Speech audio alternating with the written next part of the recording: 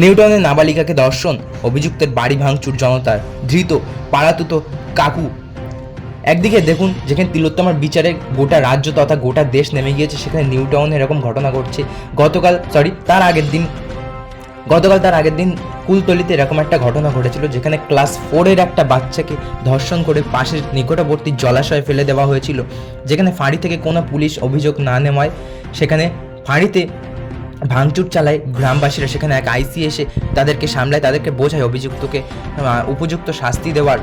সেখানে অভিযুক্তকে গ্রেপ্তারও করা হয়েছিল।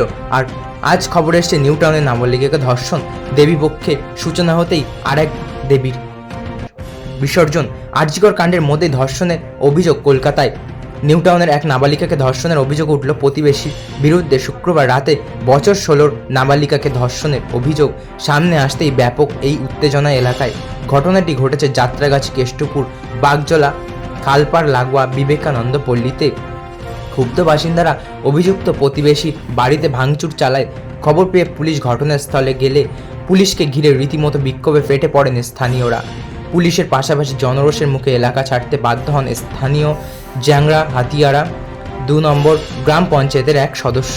পরে অভিযুক্তকে গ্রেপ্তার করেছে পুলিশ ও স্থানীয় সূত্রের খবর, নাবালিকার বাবা মা রোজ সকালে কর্মসূত্রে বাড়ির বাইরে চলে যেতেন। সেই নির্জনতার সুযোগ বুঝে প্রায়শই নির্যাতিতার ঘরে যেতেন প্রতিবেশী এক ব্যক্তি।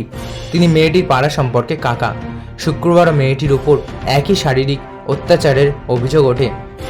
নির্যাতিতা নাবালিকার পরিবার সূত্রে খবর, ওই নাবালিকা হঠাৎ অসুস্থ হয়ে পড়ে।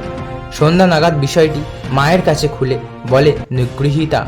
এরপরই চিকিৎসকের কাছে নিয়ে যাওয়া হয় নির্যাতিতাকে। পরিবারের বক্তব্য, মেডিকেল রিপোর্টে একাধিকবার শারীরিক নির্যাতন ও ধর্ষণের বিষয় স্পষ্ট হয়েছে।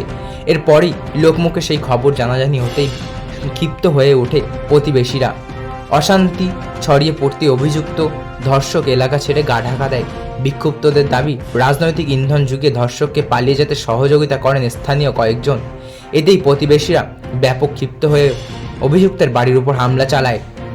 ঘটনায় শুক্রবার মাঝরাতেই নির্যাতিতার পরিবারের পুলিশের খাতায় অভিযুক্তের বিরুদ্ধে পক্সো আইনে মামলা দায়ের করেছেন নিউটাউন থানার পুলিশ। জানিয়েছে, নাবালিকা ধর্ষণে অভিযুক্ত মূল অপরাধীকে গ্রেপ্তার করা হয়েছে।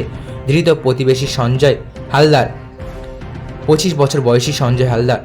স্থানীয় জ্যাংরা হাতিয়ারা 2 নম্বর গ্রাম পঞ্চায়েতের প্রধান রীতা গায়েন জানিয়েছেন, নিকৃষ্ট ঘটনা। অভিযুক্ত ভাড়াটিয়া সঙ্গে ওই মেয়েটির সম্পর্কে প্রেমের সম্পর্ক ছিল বলেও নাকি শুনেছে, এই বলেই অনেকে প্রতিক্রিয়াও জানিয়েছে।